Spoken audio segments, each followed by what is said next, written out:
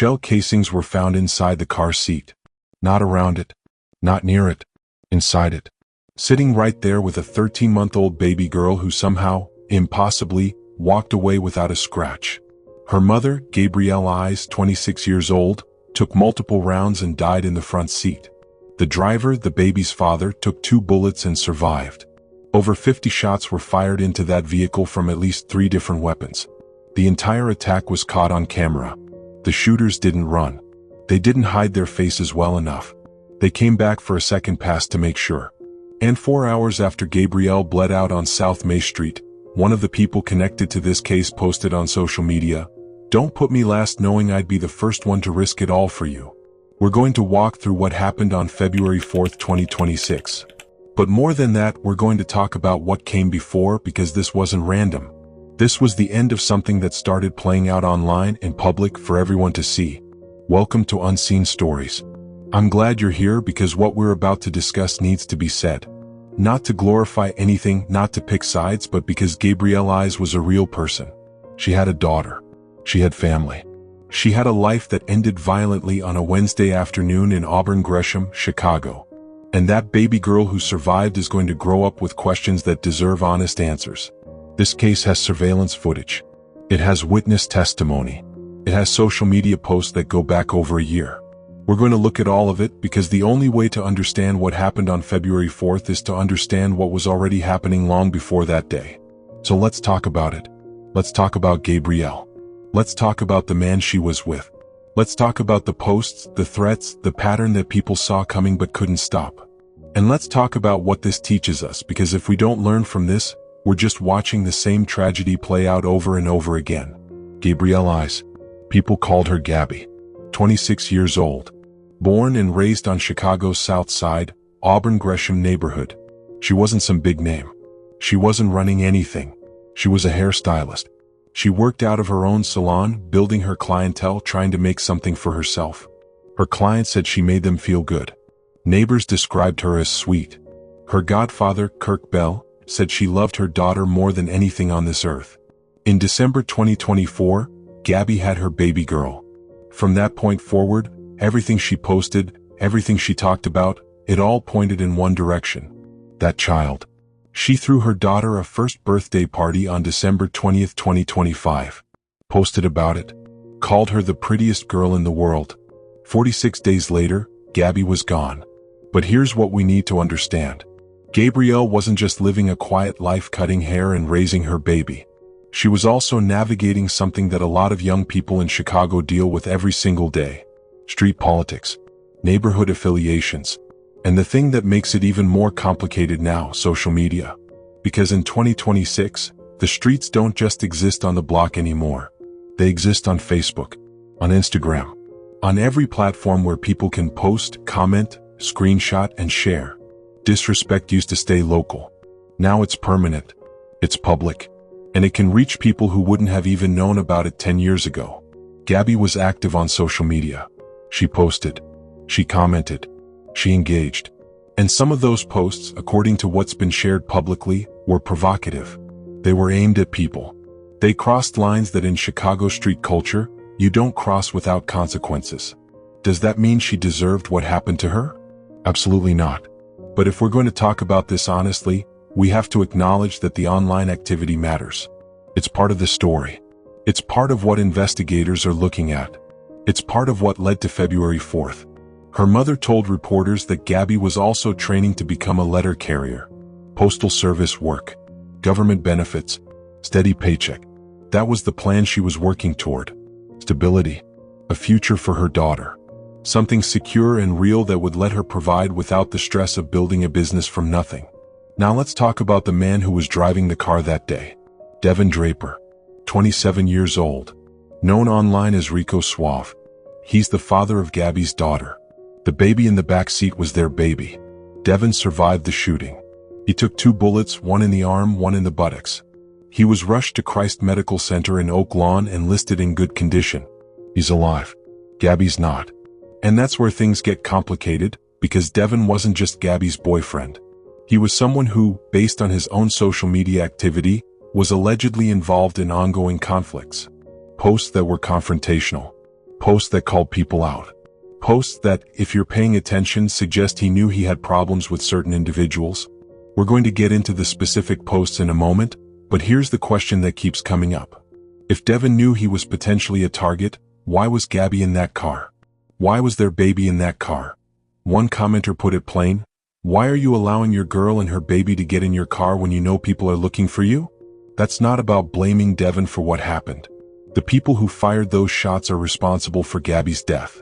But it's about understanding how decisions get made, how risk gets calculated, how sometimes the people we love end up in danger because of battles they didn't even start. Alright, let's walk through the posts, because this is where the timeline starts to show us what was building. February 14th, 2025. Almost exactly 1 year before Gabby was killed. Devon posted on Facebook about texting Gabby to FaceTime him with their daughter. He said she took 3 hours to respond. When she finally called, he claimed she was getting messed up. Then the post escalated. He wrote, and I'm reading this word for word, "If anyone even played like that, I'm going to put 300 rounds all across them and her." 300 rounds? About the mother of his child. Gabby responded in the comments, "You take me down, you know I'm coming back." Someone else tagged Devon and wrote, "We finna end her." Devon replied, "She thinks it's a game." Then he said, "She's counting her days. She will not get a second chance to do this." Read that again. She will not get a second chance. That was February 2025. Now, people say things online all the time. Couples argue. People make threats they don't mean. But when you're looking at this a year later, after Gabby's actually been shot to death, those words hit different. They're not just anger anymore. They're evidence. They're a pattern. November 21st, 2025. Gabby made a post saying she was going to share a photo of someone's deceased brother in a casket. In Chicago street culture, disrespecting the dead is one of the worst things you can do. It's not just an insult. It's a violation. It's the kind of thing that demands a response. The comments under that post exploded. A woman warned that Rico and someone else were going to handle it. Someone else asked if Gabby's people were getting dragged out of a car going on a mission. Gabby's response, word for word, "Your brother got left on a hit." That same day, she posted that she didn't care about people sharing her address because she was moving. She was trying to leave. She knew something was wrong. She knew she needed to get out. But she didn't get out in time. December 27th, 2025. Devon posted, "Long live 3ski. Consequences happen every time your name is mentioned." A memorial post. But that word, consequences, that's not just remembrance. That's a warning. That's a message to specific people that actions have results. February 3rd, 2026. 1 day before the shooting. Devon posted, "You cowards. Free Marley, free Demon." Confrontational. Public. Pointed at specific people. That same day, February 3rd, Gabby made her last post. It was a repost. It read, "I stay humble 'cause I've seen people laugh at somebody then turn around and become the same thing they joked about." That was the last thing Gabrielle Eyes ever shared with the world. Now, before we go into what happened on February 4th, we need to pause and talk about what all of this means. Social media has changed the way conflicts happen. It used to be that if you had a problem with someone, it stayed between you and them. Maybe your block knew. Maybe their block knew. But it wasn't broadcast. It wasn't permanent. Now, everything's a record. Every post, every comment, every screenshot. It never goes away. And more than that, it reaches people who wouldn't have been involved otherwise. It pulls more people into the conflict. It makes everything public in a way that demands public responses. When Devon posted about putting 300 rounds across Gabby and whoever she was with, that wasn't just something between them. That was a statement. When Gabby posted about someone's dead brother, that wasn't private grief or private anger. That was visible to everyone, including the family of the person who passed.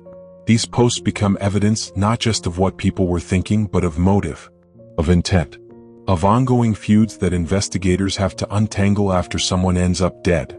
And here's the hard part. A lot of young people don't think about it that way. They think it's just online. They think it's just words. They don't realize that in certain communities, in certain circles, those words carry weight. They create debts. They create obligations to respond. Gabby and Devon were both participating in that culture. They were both posting publicly. They were both engaged in conflicts that, looking back, seemed to have been heading toward something violent. Does that make what happened their fault? No. The people who fired those shots are the ones responsible for Gabby's death. But if we're honest, we have to ask, could this have been avoided? Were there moments where different choices could have changed the outcome? February 4, 2026. Wednesday afternoon.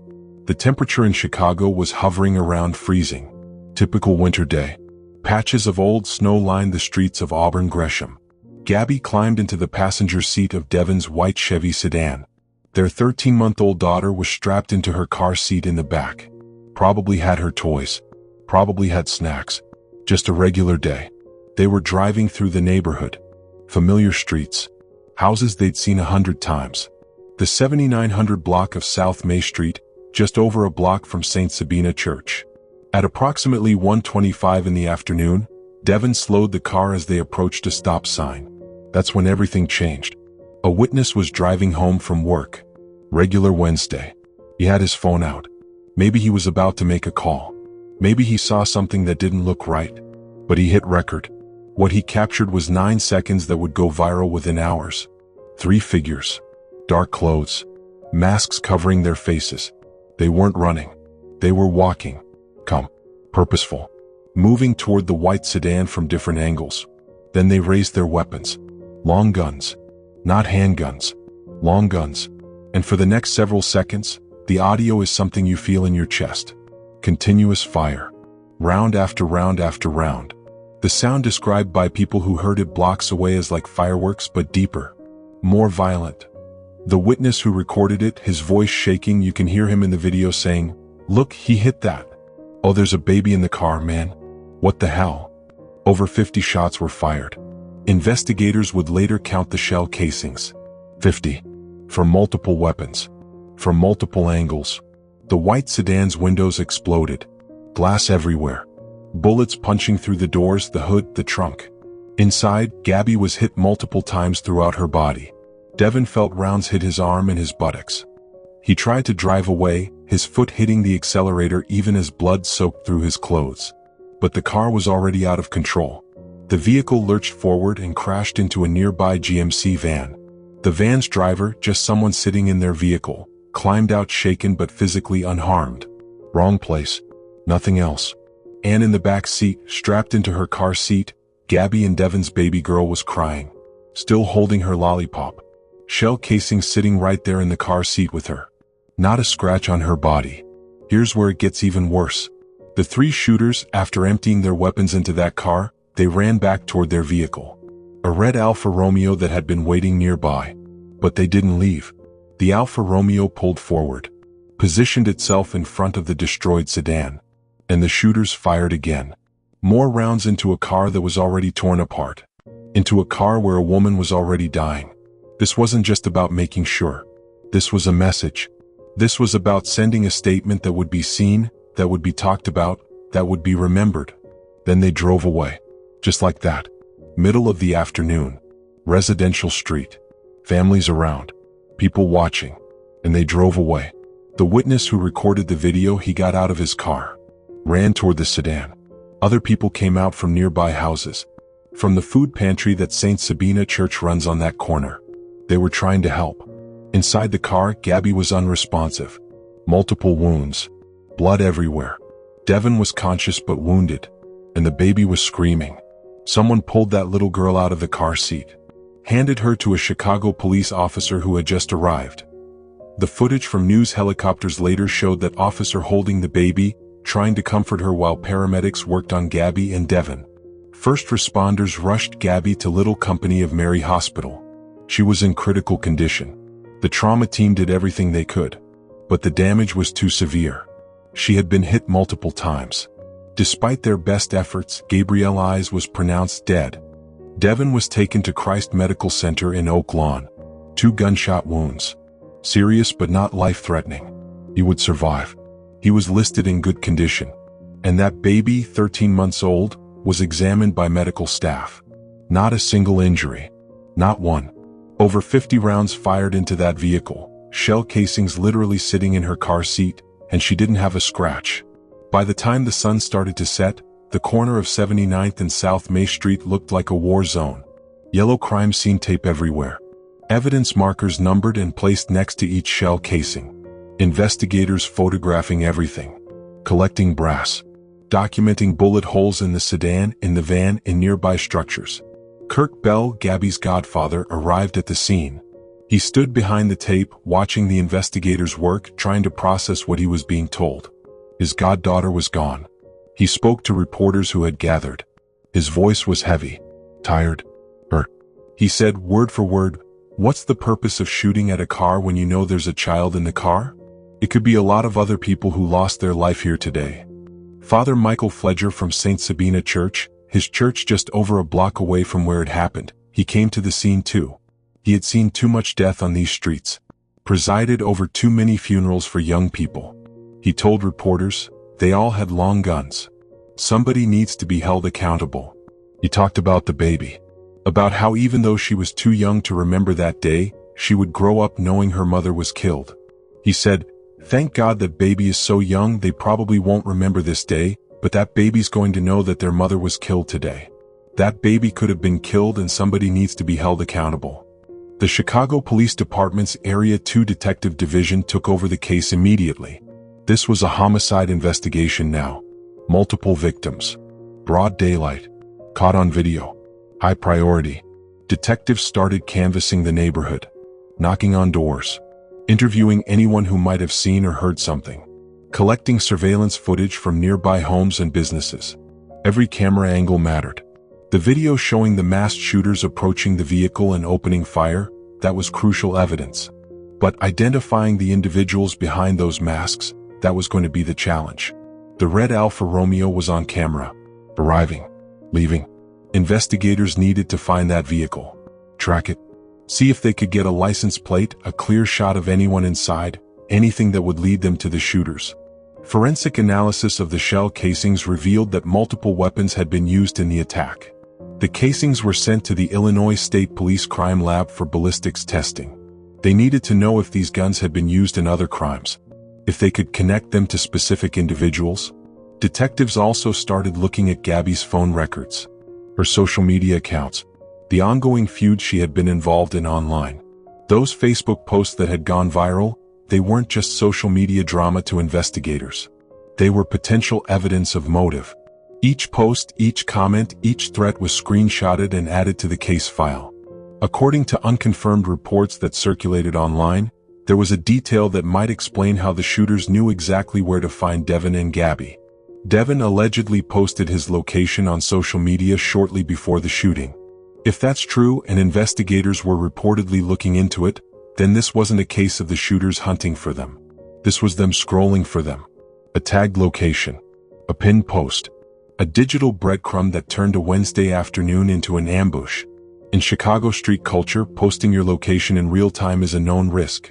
Especially if you're involved in ongoing conflicts. Especially if you know people might be looking for you. Whether that's what happened here, whether Devon posted that location or someone else did, that's something detectives had to determine. But the fact that 3 armed men showed up at that exact spot, at that exact time with long guns and masks, that tells you this was planned. This was coordinated. As news of the shooting spread, the internet did what it always does. Screenshots of Gabby's old Facebook posts started circulating. The post about the deceased brother in the casket. Her response about someone being left on a hit. Other posts where she had allegedly taunted people and engaged in online conflicts. Comment sections filled with people arguing. Some said she brought it on herself. Some said no Facebook post warrants a death sentence.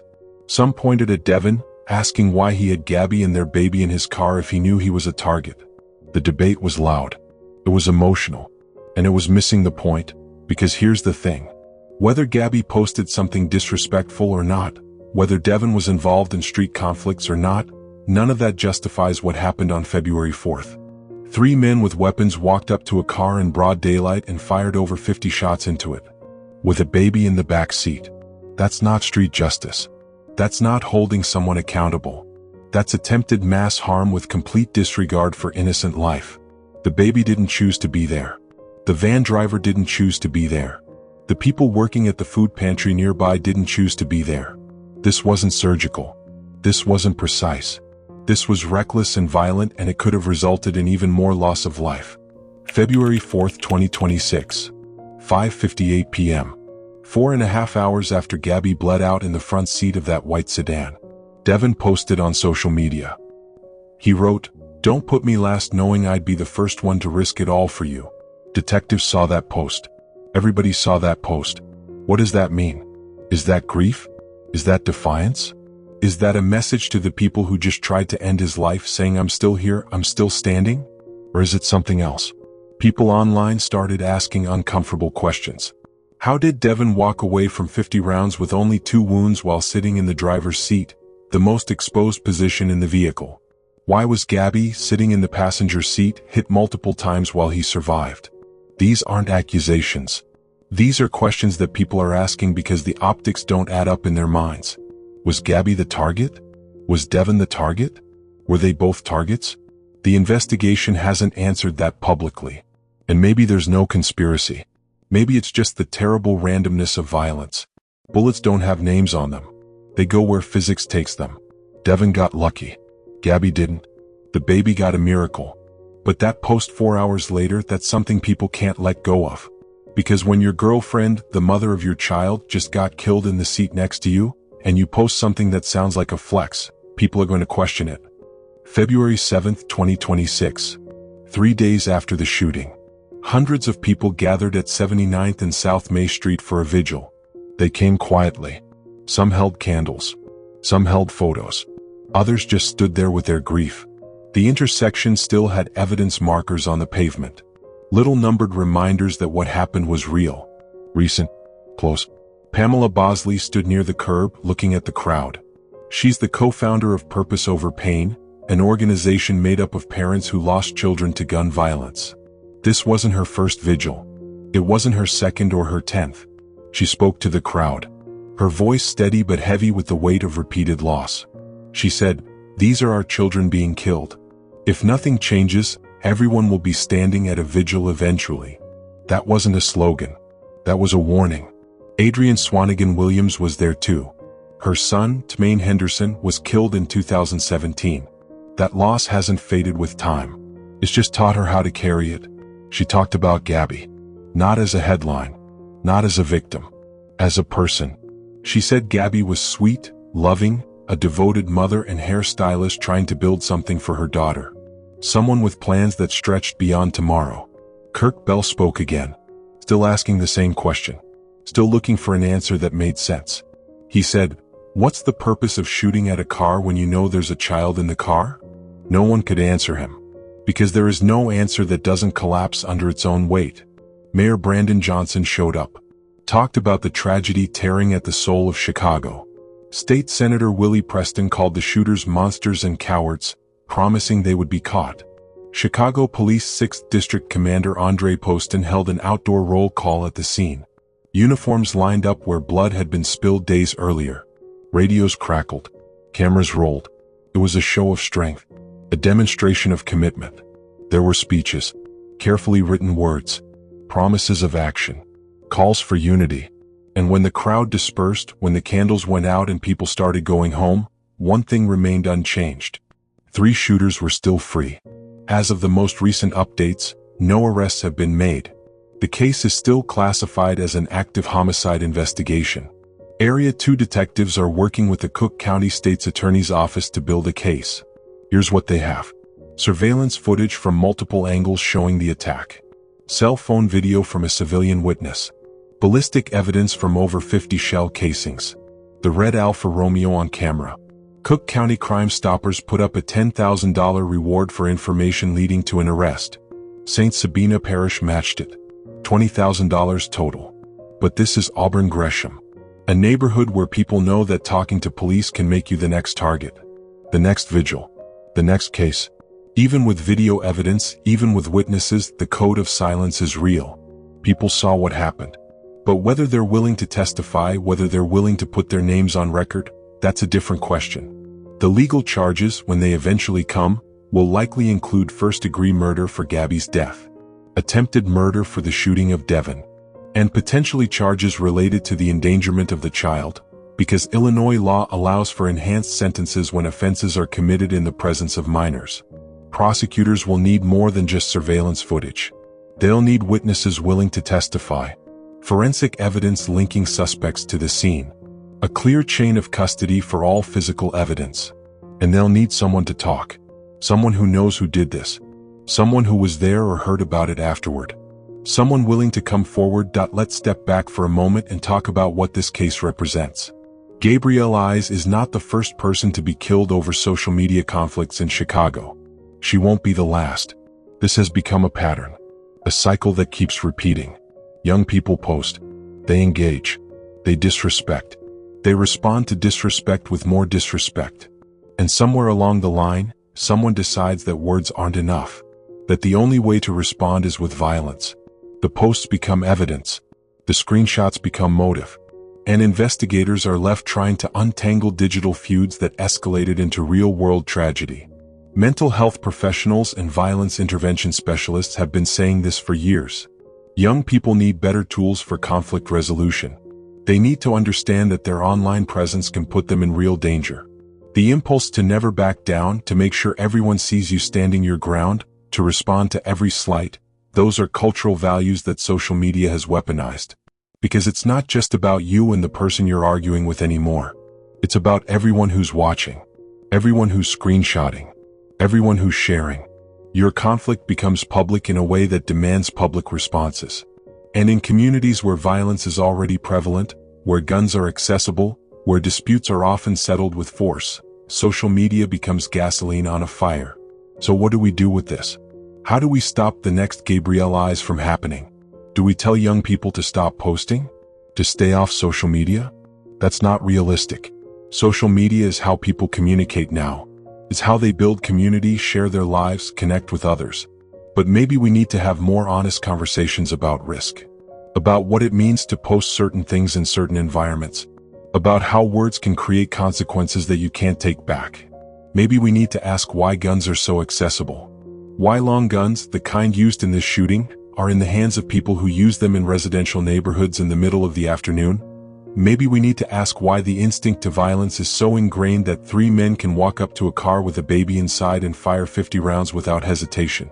Maybe we need to ask why Devon had Gabby and their daughter in his car if he knew, if he had any indication that people might be looking for him. These aren't easy questions. They don't have simple answers. But if we're not asking them, if we're just moving from vigil to vigil, from case to case without examining the why, then we're not learning. We're just watching the same story play out with different names. That 13-month-old girl is being raised by family now. She's too young to remember February 4th. She won't remember the gunfire. She won't remember her mother's face in those final moments. She won't remember being pulled from that car seat while people cried and investigators took photos. But she'll grow up knowing what happened. She'll see the news articles, the videos, the social media posts. She'll hear the story of how her mother died and how she somehow survived. She'll have questions. Why did this happen? Who were these men? Why did they do this? Could it have been prevented? And the adults in her life will have to figure out how to answer those questions. How to give her truth without giving her trauma. How to help her understand without making her afraid. She'll grow up without her mother.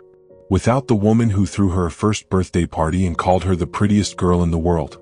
Without the person who was supposed to teach her how to do her hair, how to navigate relationships, how to be strong. That loss is permanent. It's not something she'll get over or move past. It's something she'll carry for the rest of her life. And that's the real cost of what happened on February 4th. Not just Gabby's death, but everything that little girl lost. Every moment she won't have. Every memory that won't be made. Gabrielle Eyes was 26 years old. She was building a career as a hairstylist and training to become a letter carrier. She was raising her daughter. She had people who loved her. She had plans. She had a future. And on a Wednesday afternoon in February, all of that ended because she was in a car that became a target. The 3 men who fired those shots are still out there. Free. Walking around. Living their lives while Gabby's family plans her funeral and figures out how to raise her daughter without her. That's not justice. That's not accountability. That's just the reality of where we are right now. This case is still open. The investigation is ongoing. And somewhere, someone knows who did this. Someone saw them that day. Someone heard them planning. Someone knows where they are right now. The question is whether that person will come forward. Whether they'll decide that $20,000 and the chance to get 3 armed individuals off the street is worth the risk of speaking up. For those of us watching this unfold, for those of us in communities where this kind of violence is too familiar, we have to ask ourselves what we're willing to do differently. Are we going to keep posting recklessly, knowing that words can become weapons? Are we going to keep settling disputes with violence instead of conversation? Are we going to keep putting the people we love in dangerous situations because we refuse to step back from conflicts? Or are we going to start making different choices? Choosing safety over pride. Choosing life over reputation. Choosing to protect our children instead of exposing them to the consequences of our decisions. Gabby's death should teach us something. That baby's survival should mean something. If we don't learn from this, if we don't change, then we're just waiting for the next name. The next vigil. The next case. And I don't know about you, but I'm tired of learning people's names at their funerals. This has been Unseen Stories. We covered the case of Gabrielle Eyes, a 26-year-old mother who was killed on February 4, 2026 in Auburn Gresham, Chicago. We looked at the social media trail that preceded her death. We examined the shooting itself, caught on camera in broad daylight. We discussed the investigation and where it stands now. But more than that, we talked about what this means, what it teaches us, what we need to do differently. If you have any information about this case, contact Chicago Police Area 2 detectives or Cook County Crime Stoppers. There's a $20,000 reward.